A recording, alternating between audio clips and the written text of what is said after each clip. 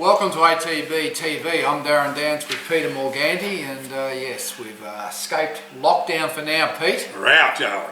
We're out on bail.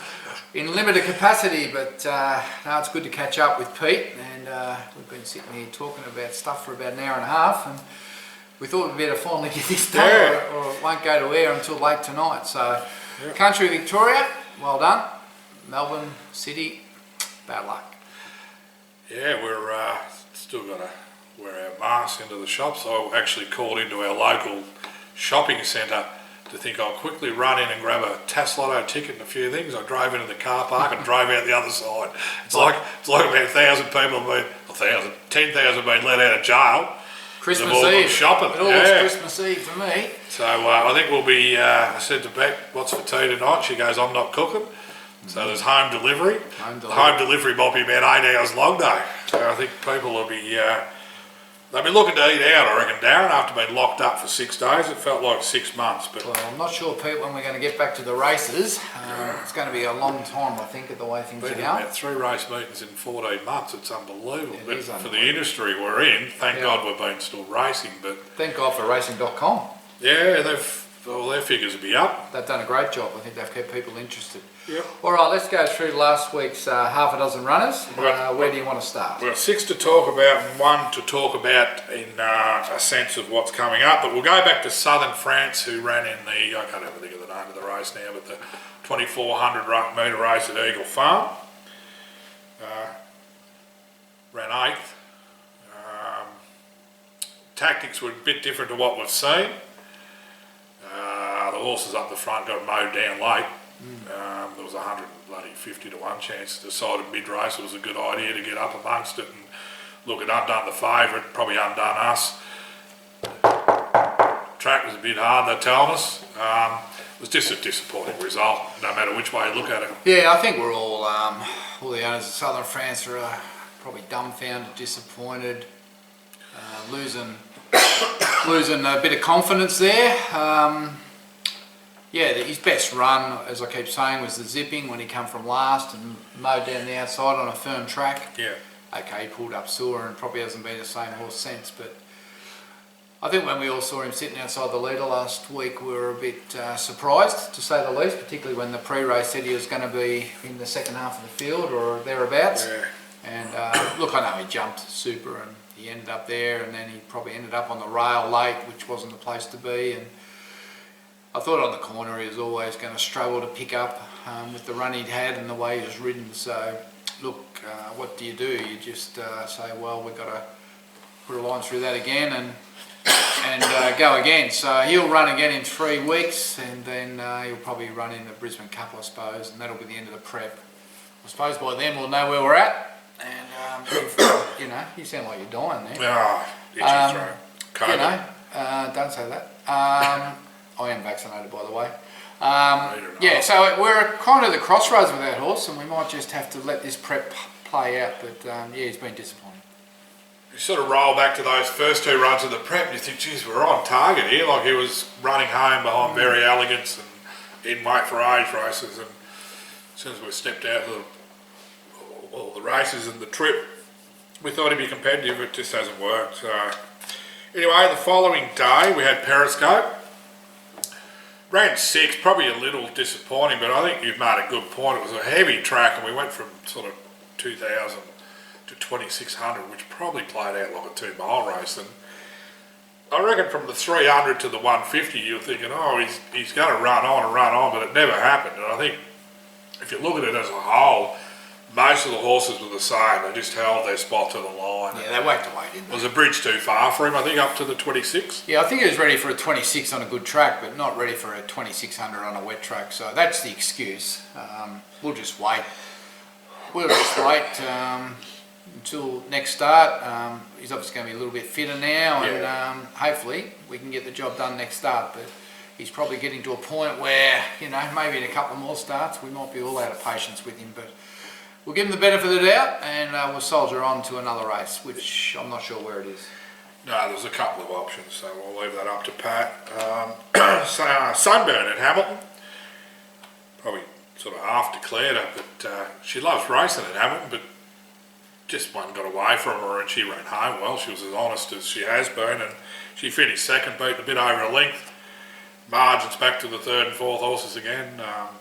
We probably missed out the kid that couldn't come over from South Australia. He's 1.5 kilos, might have just bridged the gap, but yeah, I think she was back 100 metres, yeah, back to 1100, and I think if you remember when Mick Price was training early on, she was up there pulling and had her head up and carrying on, and now Matt Williams done a great job with this filly, you know, and now she's got her settling too well. Tractability. So the head's right down, she's out the back, she's settling beautifully, and then she's charging to the line. But we both agreed after the race that she needs to not go back to 1100, she needs to go up to 1400. Yep. And she should be able to settle around midfield, and in that grade again, she's ready to win. But she just needs a little bit further.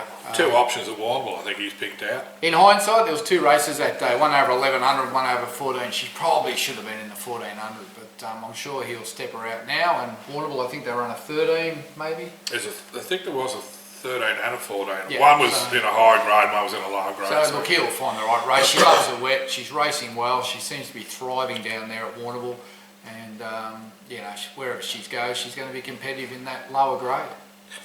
And you know, this time of year's not worried at all because she's been on some solid old heavy tracks. So no, she's been very consistent.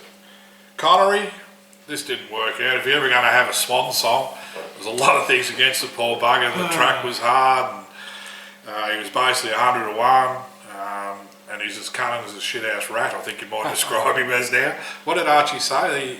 He certainly knows how far he can push himself without feeling pain. Yeah. When he gets to that threshold, he'll just get to the line without overexerting himself. Yeah, well, that was his farewell run.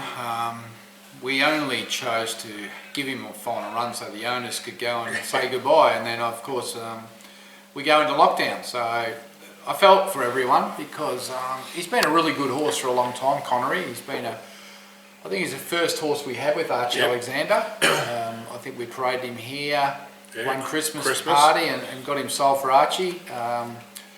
And at the end of the day, he's been a great horse. He's won half a dozen races. He's won in town. He's won at the Warrnambool Carnival. Must be nearly 200,000. He's won a good bit of money. He's been consistent and honest all the way through. But he's finished, and you saw that on Wednesday. You know, he's feeling his knees. He's got hoof filler in there, and you know he's going to find one of the owners is going to be her granddaughter, and he'll do a little bit of dressage and a little bit of show jumping later on. And you know, he's been a wonderful horse to everyone, and just such a lovely, kind horse. And I think what I said in the post race was, in 12 months' time, once we all get free and the horse has been re-educated and retrained, I think it'd be lovely if a lot of us could go and watch him at the show jumping and watch him compete. And we can all take a few cans and a bottle of wine and have a nice afternoon and do a proper farewell and wish him all the best on his new career. But he's been a wonderful ambassador for Alexander Stable. He's been a wonderful ambassador for ATB and the clients. So we give him a good send-off, and maybe we'll close this off with a little bit about Connery at the end. I'll pop up a few of his wins, especially that one at the Bull when we thought he couldn't win, but a few tears at the Alexander Stable too. He was well loved there. Yep. Sean, as I knew him by, great career, Connery.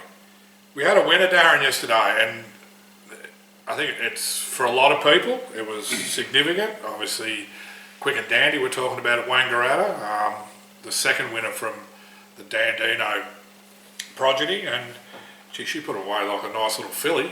I suppose we went there, we drew a bad barrier, we're stepping up in trip, she was good at Donald, but geez, I reckon from 600 out, if you had a tote ticket on her, you're pretty happy. And she sat 3 wide, with cover, admittedly. Travelled. Great little ride, travelled, and when he let her down, she won by 4. Yeah. Eased up. That was a great win. So congratulations to all the owners of Quick and Dandy, and congratulations to all the people connected still with Dandino. That's his second winner. Both of them have been from our operation, so it's good that we've got a couple there that can go well. Is she the best of them so far? I'm not sure yet, but that's a good question. we've got 2 good ones there, Dandy Man and Quick and Dandy, and I think we worked out there's 4 others in work at the moment, and there might be 1 in pre-training and 1's just been broken in. So we've got probably 6 or 7 of them. Yeah. Got a few in the paddock here for next year. Look, we're pretty happy with Quick and Dandy. Archie was delighted.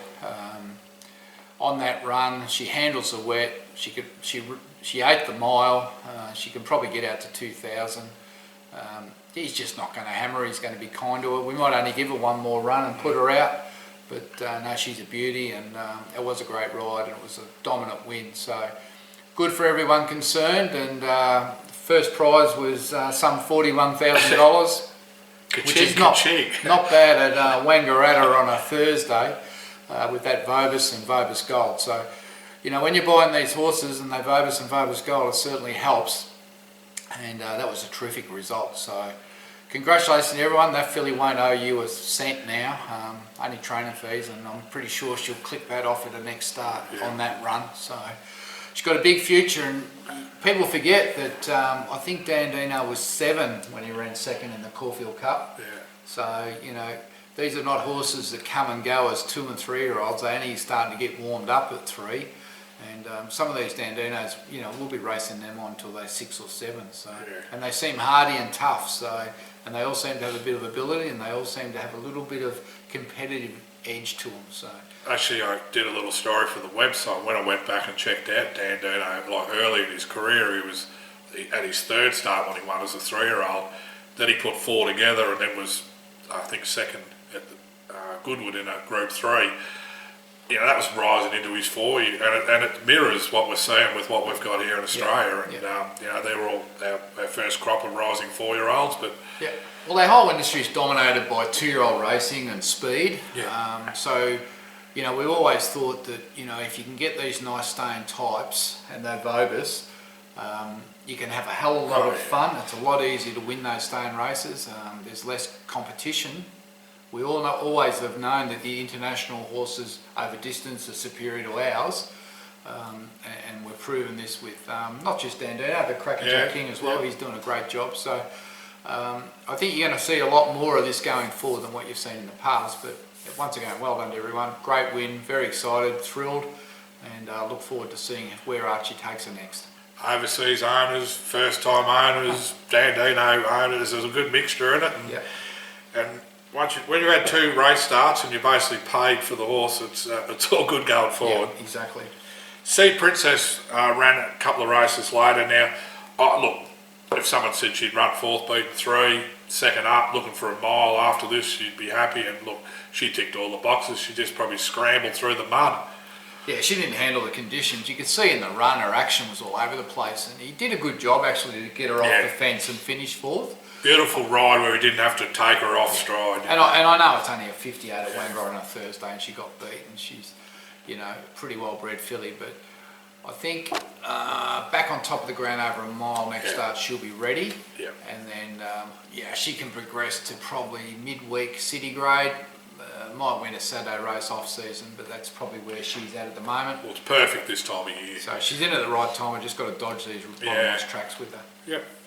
So that's it, Darren. So we've had a great winner, and well, most ran well. I suppose the disappointing. 2 disappointing ones with excuses at this stage. 1 retired, and we move on to tomorrow. We're back. We've got a big week of runners, Pete. Huge, Darren. We've got more runners than AFL football matches. Used up about 11 letters here. 1 horse. 1 horse for the week. 1 horse. Oh no, actually we've got 2. Oh, missed one? Yeah, we have missed one. Not Melburnian. Melburnian. No, I was wondering. I did look last week, and I didn't look this week. Yeah, no, Melburnian is in, but let's talk about the other one first. And not only is it 1 runner at Flemington, it's actually before midday, Darren. This is 11:30. We've got South Pacific. Right. 2,600 metres. Yep. He comes off a run where he must have thought he was in the ring with Mike Tyson, when Heart of Besants and Johnny Allen decided to give him, 2, 3 shirt fronts. We finished 4th. We still ran to the line. Heart of Besants has since come out and brained him with Jamie Carr on at Flemington, so we probably should have finished on its well, on its bumper bar somewhere. We go to a race where the Mars stable have the odds-on favourite. We're the clear second elect. There's probably only one horse we sort of thought would be in amongst the top chances. So we're a genuine top 3 chance with a, I would say, a strong winning hope if we get a race run the way we want it. We want a genuine tempo. We don't want them to bloody just walk. Because we've drawn 8, which makes it a little bit tricky for, who's on? Damien Lane. So yeah, look, if he runs up to the Warrnambool Cup run over 2600, because that's a benefit for him too, from 23 to 26, we won't be far away. No, it's interesting. I think it's fair to say South Pacific's been disappointing since he came to Australia. Had big expectations because he had former around Stradivarius, who's probably the best stayer in the UK. And I'm not quite sure, but maybe it's because he hasn't acclimatised and maybe only is now. He's a quirky little horse. Yeah. He needs a bit of time between runs. Doesn't back up real good. I've been really interested in the pre-race and the updates from the stable over the last few weeks, Pete, where they always open up and saying, well, you know, it was a good run in the Warrnambool Cup and he should have finished closer. It's kind of not the way I would have worded it, as you know. Very disappointed they didn't protest, and we should have finished second in the Warrnambool Cup without a shadow of a doubt. Anyway, we go here. We're taking on Mars Grand Promenade. It's $1.60. We're $4.20, $4.40, second favourite. The top weight of Alexander's Hakey OTI horse goes pretty good. I think they're the 3. I don't think anything else can run a drum. Yeah, we need clear running. We've got D Lane on. That gives me confidence. Grand Promenade's a good horse. Got Jamie Carr on, and Hakey's got trained by Alexander. And he's flying, Archie. He's getting he's running 18% for the month, so 1 in 5. So that stable's flying. But look, our horse, if he runs to the Warrnambool Cup field, he would be very close to the favourite here. I don't know if we can quite beat it, but I think we should be not far off it. But if you say if they ride it correctly and it settles correctly, but I've got a lot of faith in D Lane to get the job done. So looking forward to that, and it'd be just nice if he can just show us that he's back on track and he is genuine, that he actually has a crack, because some of these so-called experts around the media reckon he doesn't really have a crack all the time, which I don't know how you can say that after the Warrnambool Cup when you get Polack sideways and then you fight on and run fourth, beating exactly 3 or 4 lengths. He's entitled to drop out and run last. No, if I got a punch like that, I would have given up. Yeah, but he charged. Maybe it fired him up, Pete. I don't know. Maybe he needs a smack in the mouth to get going. I don't know. At least I know the Flemington, you know. Nice big straight. Big straight. No excuses. You don't have to pop out till you have to. And oh look, as you said, these riders like Damien Lane, you just got confidence. They're going to do everything in their powers, and if it's not good enough, it's not good enough. But Jamie Carr won't be allowed to get away with murder, I can guarantee it. I just wonder whether one of those 4 or 5 down the bottom might be the... They might be a fly in the eye. We've seen a lot of these races where there's 151 pests. Just annoy you. Get up there and... they don't ride them to run third, they just ride them to try and knock you off. But anyway, we'll see what unfolds here. Now, I did get a message overnight from Tony Martin to say Mel Burnian was going to run this weekend. I think it was a little bit hard to understand his Irish accent, but I think he did say Dublin. Pete, when you get home, if you can just pull up the form and Racing see if you Post, can find him somewhere and just put it up there wherever he is going, and we better let the owners know. But he said to me that he's happy with the horse, it's in good form. Because we've had one run this spell. Just waiting for the rain. Sent it to Australia.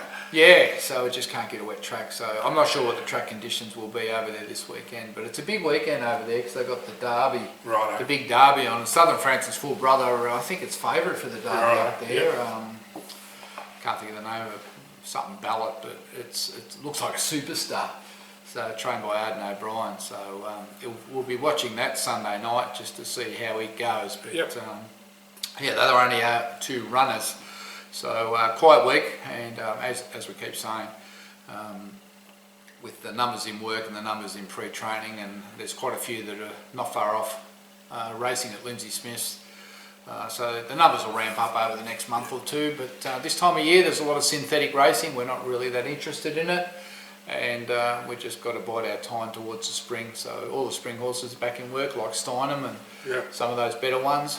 So we'll just see what unfolds. But yeah, looking forward to having a look at tomorrow, and then we'll see what lines up for next week. Merchandise sales been good, Darren. Yeah, well, you would have all received the hoodie email during the week. So those guys that are subcontracting that business are doing a great job. Yep. Very professional. What a great idea. Wish I'd thought of it. Yeah, we could have a side business, Darren. Could have been making $1. Making money out of roll the dice and all them, Bob. Yeah, no, it's good. I see they've got some big name stables in there. Yeah, So no, the merchandise looks good, and I think the service is pretty sharp. So if you buy $150 worth, it's free. It's not a, no, they're onto it, and they tell me he was an ex-jockey, that guy. He used to ride for Neil Dyer at Kyneton. So Brett someone. Yeah. But he's on the ball. And no, so it's good. It's a good step forward for us. So no, happy and plenty quick of and orders. dandy people might want to get their caps and stubby holders there. So There'll be plenty of ATB stock running around if we ever get out. We'll get to go anywhere to wear it. unbelievable, isn't it? Anyway, now I just wanted to pose one question to you for the viewers. Right, this is interesting. Yeah, this is off the It's sort of cuff. not on the script, Darren. Now this has only been directed to the people that watch this broadcast. So All 10,000 of them. not going to. I think that's Tom in the truck. He'll probably get that bogged down there. Here we go. Email Peter. If you're interested in a share in a Dandino. So there's nothing advertised. There's nothing in concrete. But if you think enough of the Dandino stock to have some interest in racing one, shoot Peter an email, let him know, and we'll put you on the list, because something might come up shortly, and those who register their interest will have first crack, and I can tell you the price will be very, very reasonable. So there's your little teaser. Geez, that's good. I didn't even have to answer anything. No, I was waiting for a question. all you got to do is collate the list. Yep. And we'll just see what comes out of that. But if there's enough interest, we might be able to do something on a Dandino for you. Email up Peter at atbloodstock.com.au. Anyway, we're going to wrap it up there. We just had one little bit of sad news during the week too, I must say. Here at the farm, we lost our old horse, Satoshi. Now, the long-time owners would remember Satoshi running around. He was in fact the first horse Liz and I bred. Passed away the other day. I think he was aged 23. Aka Wally. Yeah, Wally. Won 9 races. He had was trained by the Baileys in Melbourne when they were there, and Darren Weir had him later in life, and he was a wonderful horse. Won 9 races, and but not many do that. And he had a life here where he said when he came back, whatever you do, don't let anyone ride him, because he'll go through 9 fences. So he was here and he had a job. His first job was to look after the babies. Yep. Well, he got sacked after about a week because he was punching them up and eating all their feed. So he got kicked out of there. The second job in life was he was going to be the guy that went on the float.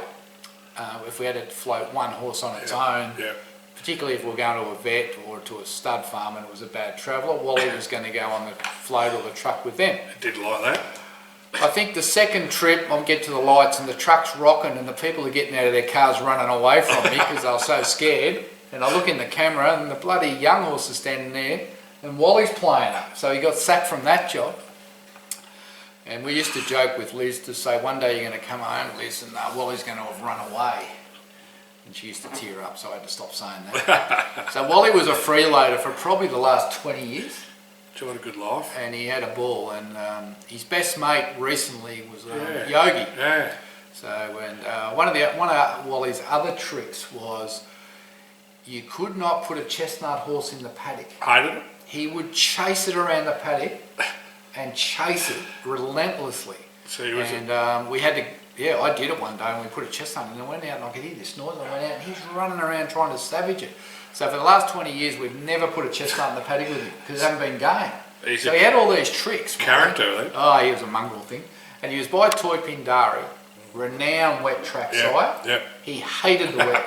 He was the only Toy Pindari in Australia that didn't go on the wet. So while he had to be a bit different by the sounds. He was very different. Anyway, we had a nice burial for him here at the farm last week. Very good. Passed away, 20, I'm pretty sure he was 23, 24, something like that. But Yogi will be missing him, and I must get Yogi sorted because he's supposed to be going to his riding home shortly.